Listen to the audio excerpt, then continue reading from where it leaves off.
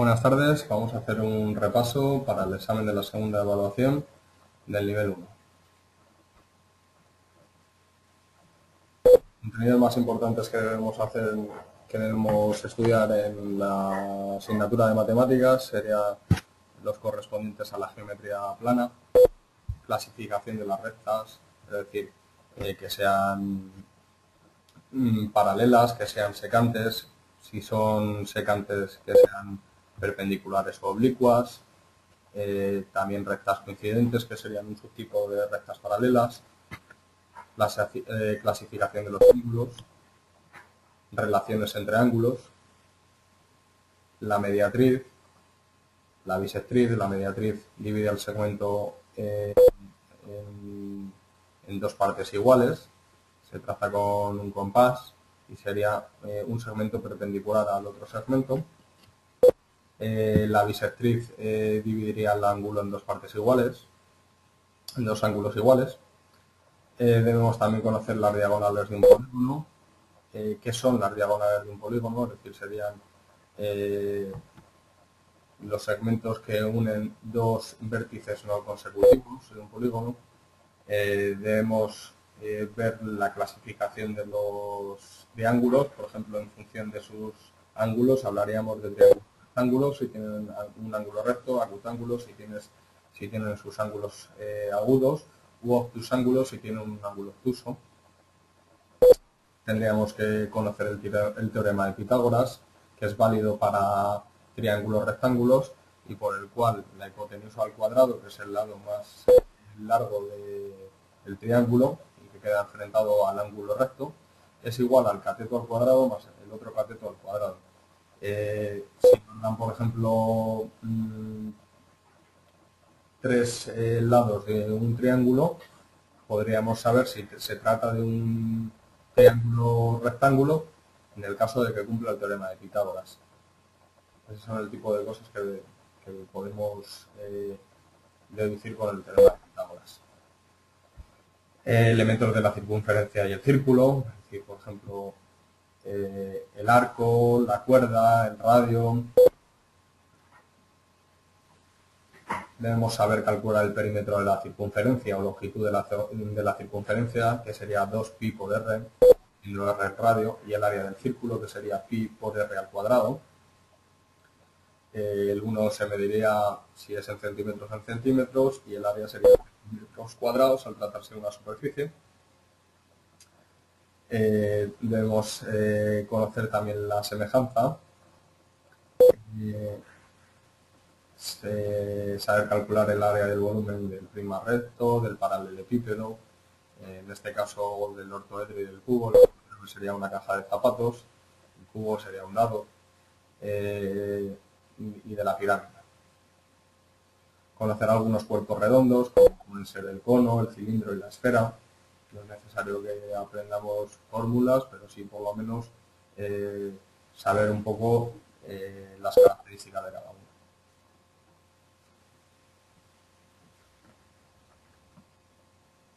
Por ejemplo, es importante que sepamos clasificar los triángulos, calcular el área y el volumen de, como acabo de comentar, pues de cuerpos como puede ser el prisma recto, el paralelepípedo, el ortoedro, un cubo, la pirámide. La parte de ciencias naturales, debemos conocer los factores que hacen posible la vida en nuestro planeta, los bioelementos, que los bioelementos se agrupan formando biomoléculas, los tipos de biomoléculas, orgánicas e inorgánicas, la célula como unidad anatómica y funcional de un ser vivo, la estructura que compone la célula, es decir, si se compone de una membrana, de un núcleo y de un citoplasma.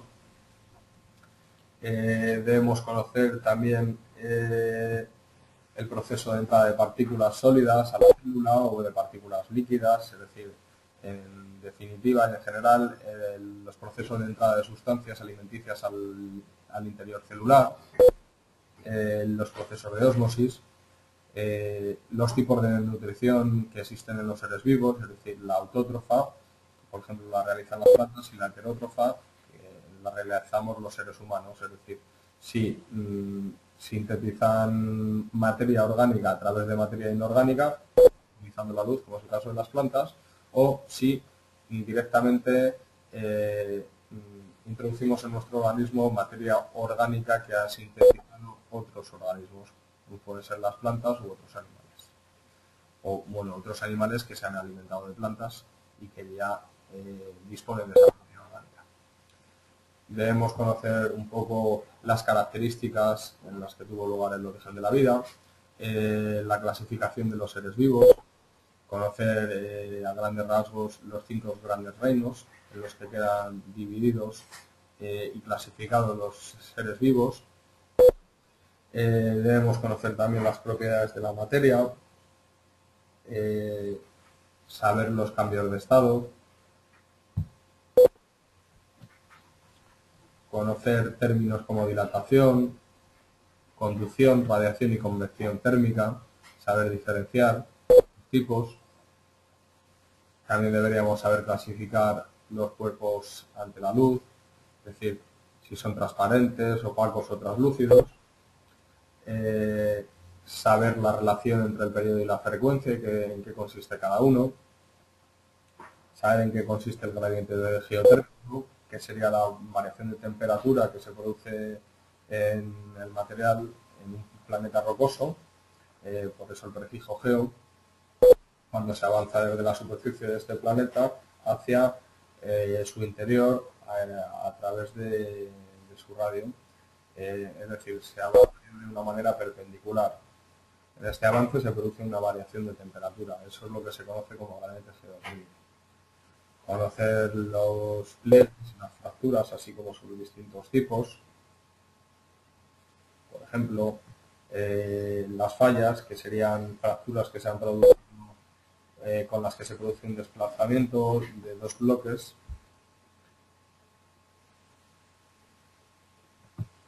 Los movimientos sísmicos, diferenciar entre el epicentro de un terremoto y el hipocentro. El epicentro tendría lugar en la superficie terrestre, mientras que el hipocentro ocurre en el interior de la Tierra. Y algunas características del relieve continental, como pueden ser valles, mesetas y otros elementos del relieve continental. También debemos conocer el relieve marino, pero sobre todo, ya que habitamos en los continentes, pues sobre todo conocer las formas más características.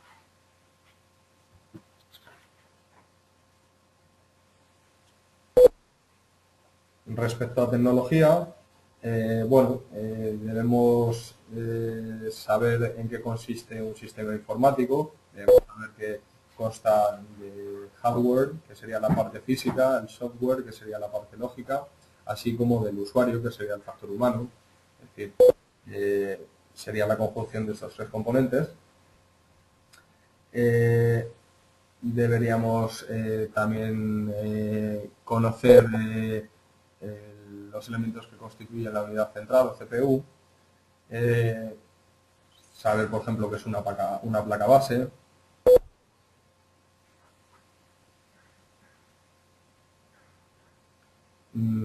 saber las características de los teclados, los distintos tipos de teclados que aparecen, las características del monitor o pantalla. También conocer algunos dispositivos de almacenamiento, en qué consiste el PowerPoint, los tipos de vistas que tenemos con el PowerPoint, es decir, por ejemplo, la vista normal, que sería la opción más común o más usual, que permite trabajar con una diapositiva, que se incluyen textos, se cambia el color, etc. También existe el clasificador de diapositivas, el cual nos da una visión global de todo el trabajo.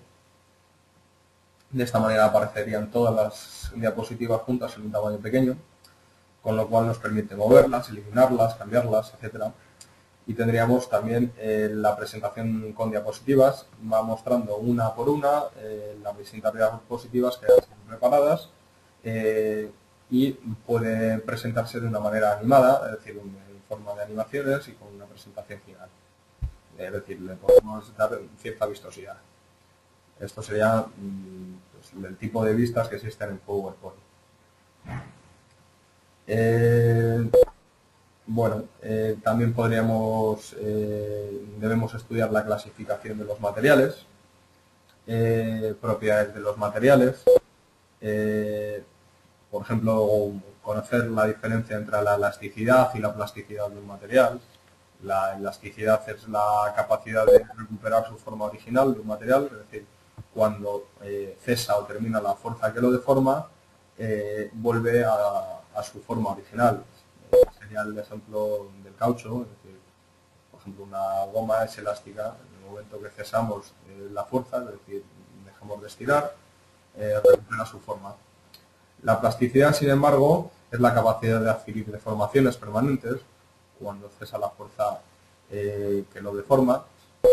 La plastilina tiene este nombre por algo. La arcilla serían plásticas, es decir, una vez que hemos ejercido una fuerza sobre este material, la deformación será permanente. Bueno, pues esas son algunas de las características de un material y es interesante que conozcamos su diferencia. También debemos conocer la clasificación de los materiales de origen mineral, por ejemplo, metales que sean bien férricos o no férricos, no metales como las rocas, arenas, arcillas o cristales, y los derivados del petróleo, plásticos, termoplásticos y termoestables.